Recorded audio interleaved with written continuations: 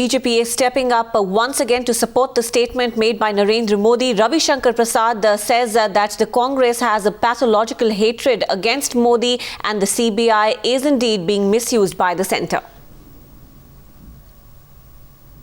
We have with us Deputy Leader of Opposition in Rajya Sabha, Mr. Ravi Shankar Prasad. Mr. Prasad, a lot of reports are now coming about as far as Ishrat Jahan case is concerned. Somewhere or the other hinting that the Gujarat Chief Minister and the then Home Minister of Gujarat, Amit Shah, were in the know of the encounter that was to take place. What is your take on it? Do you feel that now the culpability on Narendra Modi is increasing? These are a reprehensible attempt by the CBI to somehow frame them based upon the spurious testimony of co-accused. You remember in law, co-accused testimony is of no relevance. And the police officer whose reference is being talked about was granted bail because of inability to file the charge sheet by the CBI. Maybe there was a quid pro quo.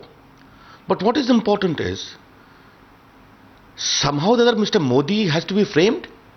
This entire story about Mr. Amit Shah or Narendra Modi and the evidence is absolutely untenable, and they are going to be very cleared as far as your trial is concerned. But let me ask you a question.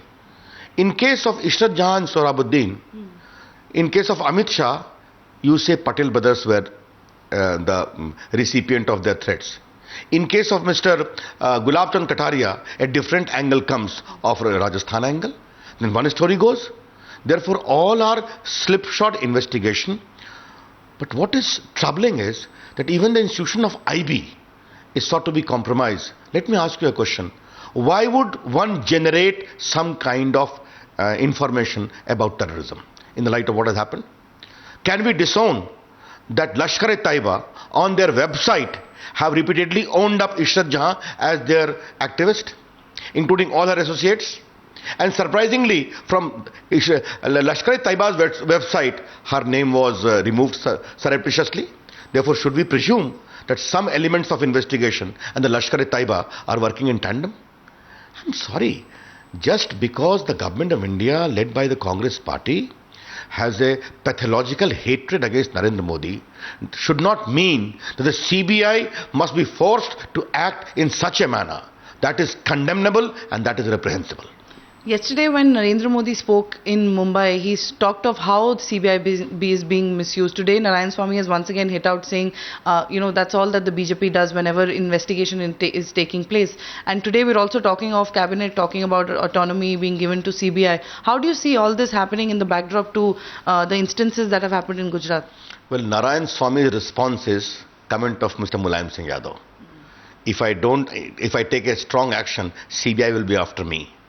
Mr. Narayan Singh, as the guardian minister of CBI, needs to respond to the Supreme Court's observation that CBI has become a parrot. I have not to make a political comment. But as far as the case of Sohrabuddin murder, Ishrat Jahan is concerned, if there is any unfortunate killing, it should be investigated. But CBI is abusing its investigative power to somehow frame Mr. Modi. People of the country will respond to it. It is a copybook case of gross abuse of CBI. And this I am saying with full sense of responsibility. You saw Mr. Gulab Chand Kataria was granted bail immediately.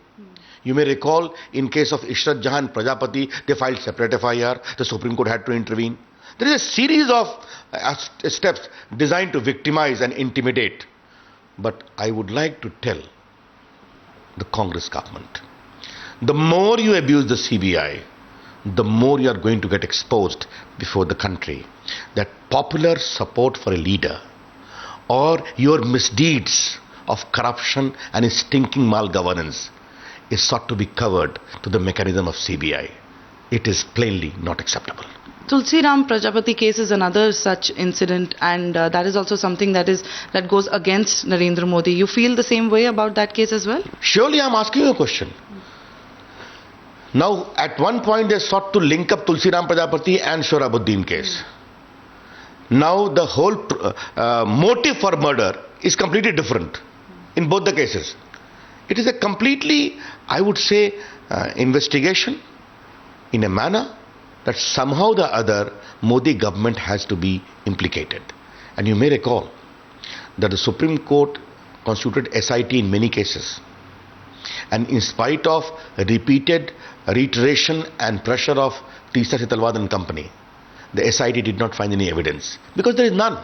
The same here. Therefore, Amit Shah has been charge sheeted. Now somehow try to reach at some point in time to Mr. Modi. This kind of selective leak of spurious evidence of co-accused is reprehensible, is condemnable, and the CBI need to understand that this kind of investigation will not lead them anywhere.